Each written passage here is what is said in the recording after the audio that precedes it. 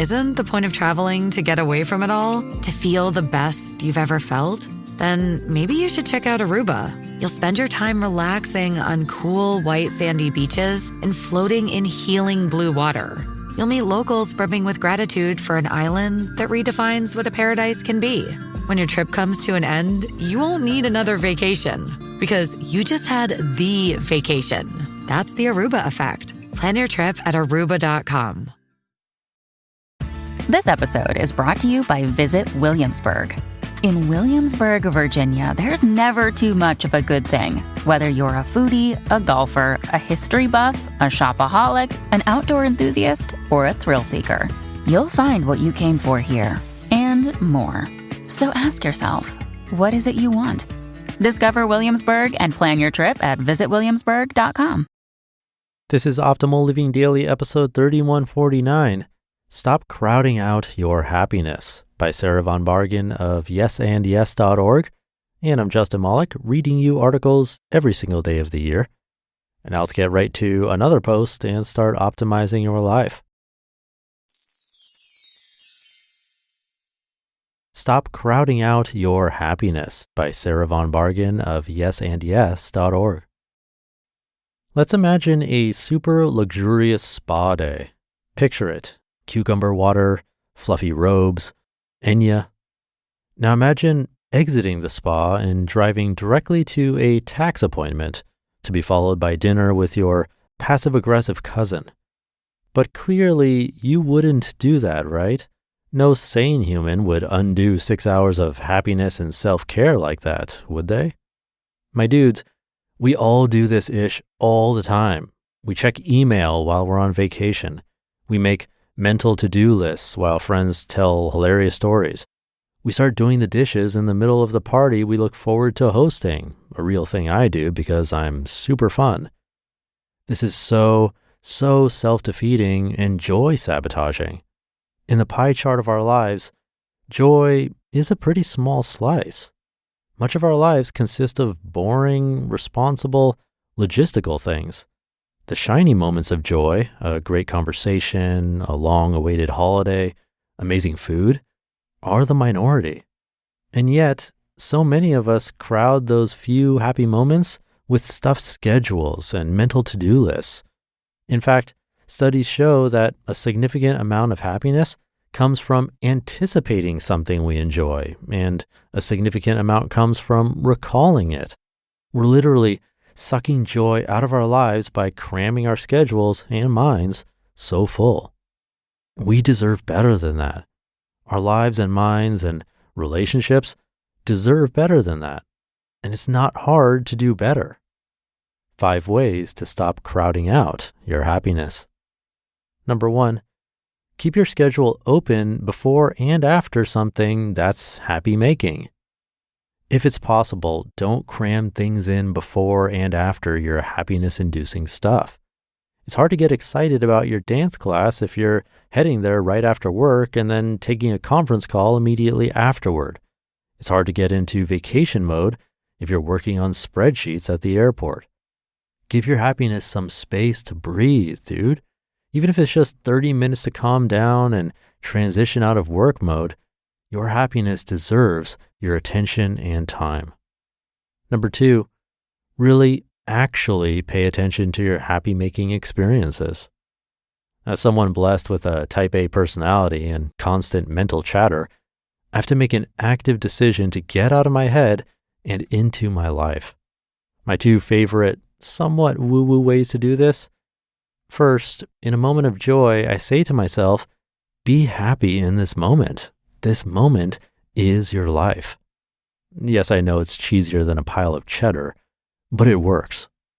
And second, I walk myself through my senses. I smell coffee, fresh brownies, and perfume of the woman sitting next to me. I hear the local country radio station and the chit-chat of the coffee shop staff. I feel the hard oak seat of this repurposed church pew. I taste the bag of black jelly beans I impulse purchased at the cash register. I see overcast skies, an ice cream parlor, teenagers running through the drizzle, tucked inside their hoodies. Number 3, spend some time researching your happy-making thing. Even if you're not really a planner and you're pretty sure you know everything about your happy making thing, give yourself over to a bit of just for fun research. Check out your travel destination on TripAdvisor, Atlas Obscura, and Road Trippers. Search related hashtags on Instagram. Read a novel or watch a movie related to the band you're seeing, or the city you're visiting, or the mountain range you're hiking. Later this month, Kenny and I are spending a long weekend in Decorah, Iowa, and I'm stretching out that happiness by reading The Bridges of Madison County and The Thunderbolt Kid. When we devote more brain space to our happy-making thing, we can squeeze more happiness out of it. Number 4, find a way to share and recall things that recently made you happy. On the way back from your trip, work on a list of 100 memories together. When you're catching up with friends, share the highlights of your happy-making endeavors. Take photos or videos of the concert or party or game night or vacation. Grab a business card from the amazing cafe and put it on the fridge. You get the idea. Create a breadcrumb trail of memories and mementos that lead you back to happy things. And number 5, notice the specific way you're crowding out your happiness. My vices are A, planning a future trip while currently on a trip, and B, cleaning up the party while my friends are still there. Maybe you're someone who checks email while you're on vacation. Maybe you overschedule yourself or pick fights during situations that should be relaxing. We all have different ways of crowding out happiness, but if we notice what we're doing, we can change our behavior. You can remove email from your phone. You can tell your partner, I really want to relax this weekend. If I start to talk about work, will you change the subject? Give your happiness the attention it deserves. Stop crowding it out of your mind and calendar. You just listened to the post titled, Stop Crowding Out Your Happiness by Sarah Von Bargen of yesandyes.org, and I'll be right back with my commentary. Being in control of my health means being super mindful of what I put in my body. From food to supplements, I'm always trying to find the best option out there, which is why I am so excited to tell you all about Thorne. With Thorne, I never have to question what's in each supplement because they go the extra mile when it comes to quality, manufacturing, and ingredients.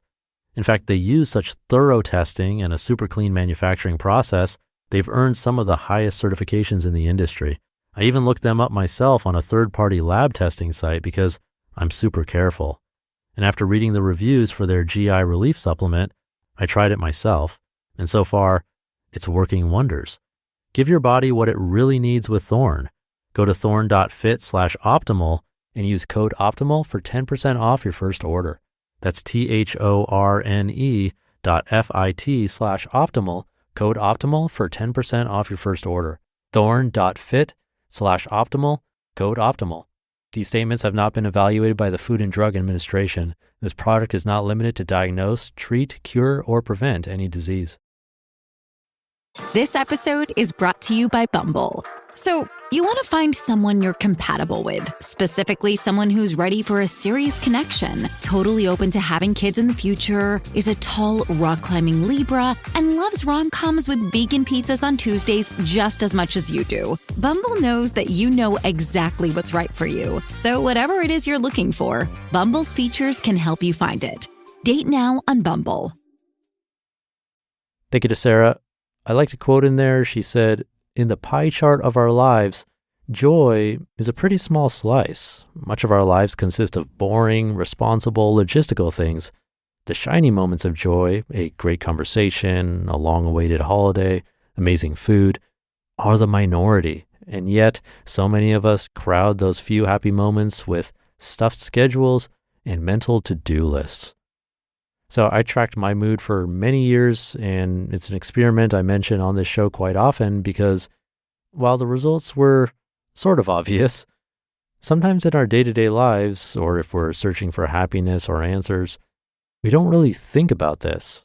So when I kept tracking my mood, I realized that 80% of my days, actually probably even more, were just average, flat, like a 5 out of 10. Nothing super special, just fine. And that can be seen as a good thing, at least something bad wasn't happening. Then the other 20% or so was made up of higher than average or lower than average days. And those higher than average ones were always time spent with others. Very, very rarely was I alone on those days, if ever. And I share that because, to come back to her quote, maybe we can be more mindful of those times, and like Sarah says, not crowd out those moments with checking email, thinking about work or something else, and so on. They are rare moments. A little bit more of being present in those moments could go a long way to boost up our mood on those days, maybe just a bit higher, which in the grand scheme of things really is important since they're not the norm. So something to think about today. Have a great day. Thank you for listening, and I'll be back tomorrow as usual, where your optimal life awaits.